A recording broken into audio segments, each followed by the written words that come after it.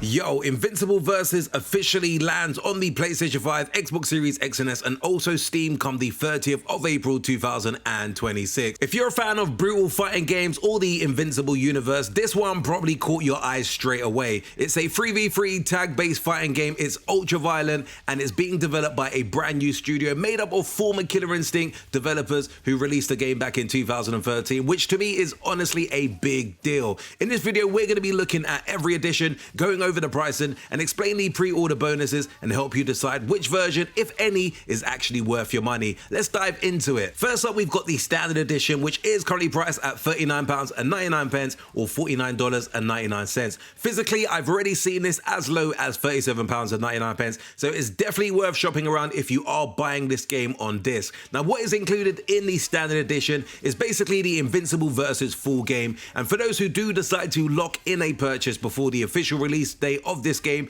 you will get access to the pre-order bonus, which is entitled the Zero Suit Mask Skin, which I believe is digital only. That's it. There's no extras, no passes, no cosmetics beyond the pre-order skin. So who is the standard edition for? Now, if you just want the game and plan to jump into multiplayer, story mode, or casual matches without worrying about future DLC characters, standard edition definitely does the job perfectly fine. Next on list is the Deluxe edition, which is currently listed at £57.99 or $69.99. Now, this includes everything that we mentioned in the standard edition, plus you get access to the year one character pass and the profile card cosmetics. You also get the Zero Suit Mask Skin if you do decide to pre-order this edition as well. So I guess the question is, for an additional £18, is the Deluxe edition worth it? Now, this one really comes down to how invested you expect to be long term. From my perspective, if you love tag fighters, you plan to stick with the game as new characters are released, and you also don't want to buy DLC piecemeal later, then the year one character pass makes the Deluxe edition the most sensible upgrade. If none of those conditions apply to you, then in my humble opinion, the standard edition is still totally fine. Next on list is the collector's edition, which is currently listed with an RRP of £89.99, but I've personally seen it as low as £78.99, but there may potentially be pricing differences due to retailer exclusives. So what is included in the collector's edition? You basically get access to the full base game, and you get the steelbook case as well. You also get the year one character pass, the deluxe cosmetics, the mini reprint of Invincible #1 comic, and you get 4 high quality character art cards and the exclusive pack of 4 keepsake trading cards and printed controller layout cards. And you also get the developer letter signed by the entire team, and finally the premium collector's box designed for display. One quick thing worth flagging with the collector's edition is the keepsake cards. Amazon clearly shows them in the product artwork and listing, but on Argos they mention it in the description without actually appearing in the images.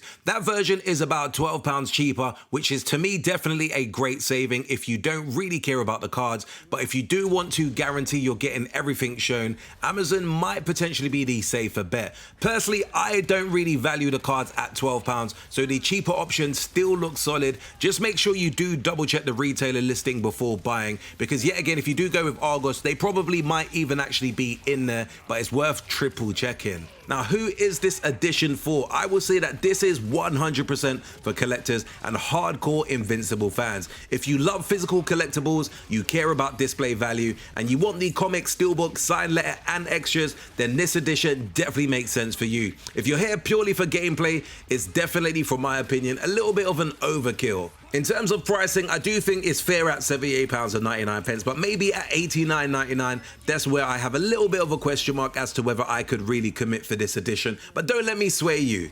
Before we answer the all-important question about which edition you should buy, let's answer the question around the pre-order bonus as to whether that is specifically worth it. All editions basically include the Zero Suit Mask Skin as a pre-order bonus, as we mentioned with the standard edition, and this is purely cosmetics. So from my humble opinion, in terms of whether it's worth it, if you care about exclusive skins, then this definitely makes a little bit more sense for you to lock your pre-order in. If not, I feel like you're not really missing gameplay content. So with that being said, I will feel like there's probably no rush to pre-order, simply because, like I'm saying in most of these videos nowadays, waiting for reviews is definitely something that is quite strong. Based on past trends as well, skins like this often become available later anyway, so I wouldn't pre-order just for the skins alone. So $1,000,000 question, which edition should you buy? Basically, I feel like in terms of best value for most players, I will call out the standard edition here.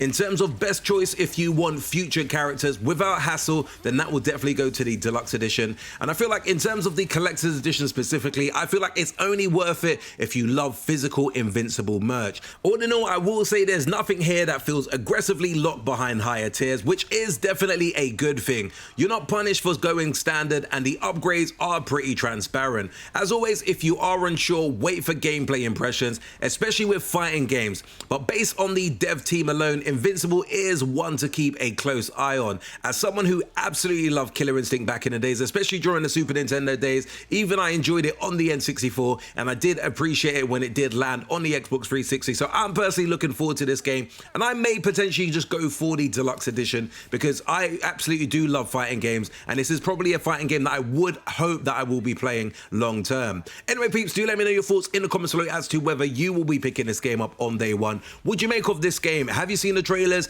Are you a little bit excited for the release of this game, or is this one that you may potentially just wait for reviews, or it might just not be on your radar at all? As always, if you did enjoy this very quick urban gameplay video, be sure to hit the like button. Do hit that subscribe button if you haven't done so before. And until next video, we definitely say peace out.